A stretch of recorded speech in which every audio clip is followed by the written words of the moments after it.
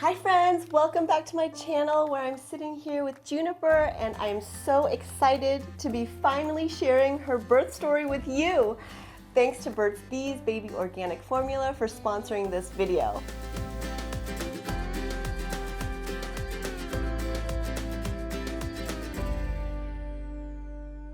As many of you may know, the path to get to baby number 2 was quite a journey. My heart goes out to anyone watching this who may be struggling with infertility or motherhood, and much of the reason I am sharing such personal details is because I know that while I was going through the struggles and heartache of loss, multiple losses actually, it helped me a great deal to know that I wasn't alone, that our stories of overcoming adversity, being resilient and brave can pave the way and give hope to others. Like all children, Juniper is a complete miracle. Please know that I have done a lot of healing throughout the years and can now tell my story of Juniper being a quadruple rainbow baby, if that's even possible, without tears in my eyes. But it's taken sitting with the grief, processing pain, feeling tons of support, therapy, and a lot of love from family and friends. Friends like you, in fact. So thank you for watching this, and thank you for letting me share a piece of my heart here with you. So let's take it back to the beginning of 2020, perhaps a time that many of us would prefer not to revisit. I had just launched an online workshop called Your Brightest Year Yet, and now looking back, there were some dark times during 2020 that needed as much light as possible, and that course really laid a solid foundation for the changes that nobody saw coming. I'm grateful for that. But after suffering through 4 heartbreaking miscarriages, one every year for 4 years, I fully surrendered to the idea of Jack being an only child. At the start of 2020, Jack was 6 years old and my father had been transferred to a memory care facility for his Alzheimer's. Jack and I visited him every other month throughout 2019, and our last trip pre-pandemic was at the end of January 2020. In preparation for a lot of upcoming events and travel for work, I decided to take the month of February to be home and work in the studio. So it was just going to be me alone in the studio planning out creative projects to share with you all, in addition to the wonderful events that were in store for March and April. Well, as we all know, that plan completely changed. Jack's school announced being closed and we were all safer at home and adjusting to the beginning of the pandemic.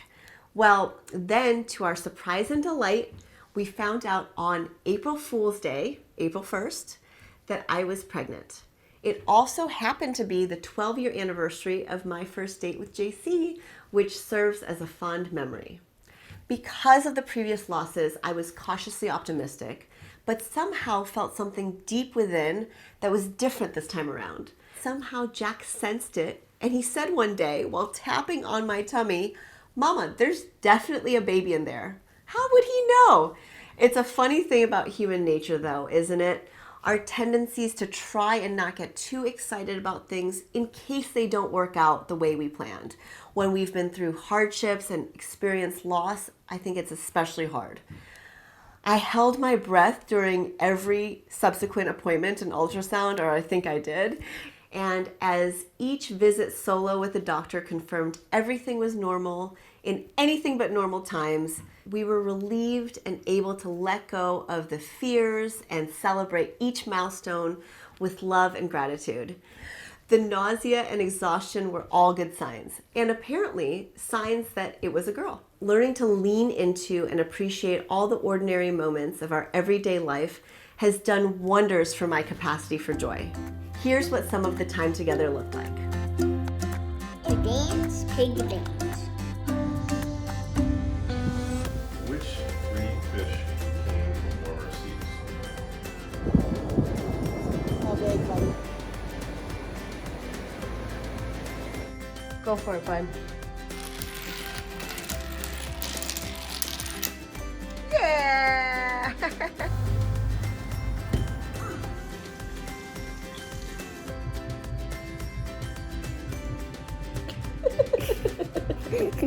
Juniper's due date was December 7th, 2020, and since Jack arrived via emergency C-section, my doctor and I decided it would be best to schedule a C-section for December 1st. On Veterans Day, 11/11, my mom and I took Jack to our first in-person trip to a store for months to get him roller skates, and I tried helping him learn and was super active that day. I had a conversation with a neighbor friend about his wife's water breaking, and then what do you know? Ironically, in the middle of that very night, sure enough, my water broke at 2:37 a.m. JC and I drove to the hospital valet. Upon checking in at the nurse's station around 4:30 a.m., I was having major contractions and had to have a COVID test done, and also got poked for an IV. I'll change into my fancy gown. They gave us these fancy masks. I think I'm gonna get a COVID test, and then we'll go from there. Contractions are about 10 minutes apart. It was rough, and while we were waiting for the results, my contractions got more and more intense. Finally, after an hour, my results came in negative, and everything moved pretty quickly after that. I was awake and aware the whole time, and it was smooth as can be. Juniper Carlotta greeted the world with a cry at 6:38 a.m. on November 12, 2020, weighing 6 pounds, 9 ounces. She took to nursing right away, but while I was resting, the nurses asked JC if she could have some formula due to her blood sugar being low. Of course, he agreed. As a first-time mom with Jack 7 years ago, I put a lot of pressure on myself to exclusively breastfeed. I didn't even consider formula and was determined to breastfeed for a year. But this time around, I was very clear that I would give myself more grace around tuning into what felt right for me and my family. Because of the pandemic, I was only in the hospital for 2 nights instead of the 4 I spent with Jack when he was born. We're waiting on the wheelchair. Bust out of here. Making our way out. Yay! This even made it so that Jack got to come meet his baby sister for the first time at the hospital. It was amazing seeing his face light up in the car on the way home and every moment since. Even though Juniper's nursing had been going smoothly since the beginning, just being open to supplementing provided a huge sense of relief for me. With being home for so much of the winter months of the pandemic, it was usually just easier to nurse her instead of pumping, but I did want to get her used to the bottle. Luckily, she took to it right away. These last few months, as I've eased back into work, it was important for me to find a trusted formula that I could feel free to supplement with if needed a couple times a week. Burts Bees baby formula is inspired by breast milk and consciously crafted with quality ingredients. By listening to my intuition and trusting what will be best for her growth and nutrition in addition to my well-being and peace of mind was really important. Also realizing that after she was on her solids journey, being open to supplementing as needed just made the most sense for my family. Burts Bees formula is USDA certified organic and contains DHA for brain and eye development. When it comes to preparing the formula, it's really important to start off by washing your hands. We've all been doing plenty of hand washing as a habit these days, haven't we? We also make sure to clean all the surfaces and utensils.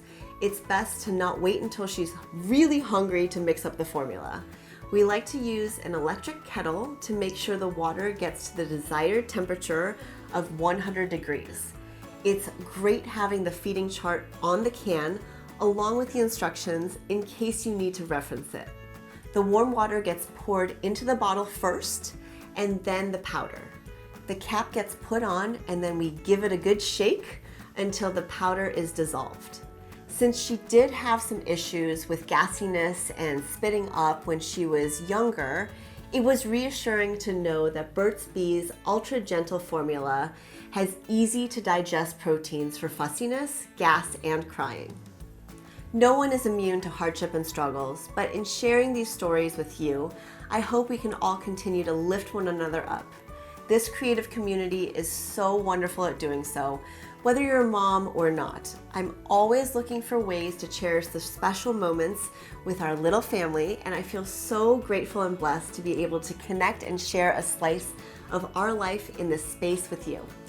What's one piece of advice that you've been given that has really stuck with you, either having to do with motherhood or otherwise?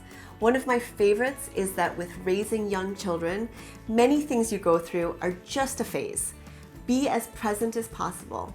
You've probably heard the saying, the days are long, but the years are short. Recognizing just how precious our time together is helps me focus on what matters most. Thanks for holding space, and hope you've enjoyed hearing about our journey to Juniper and beyond.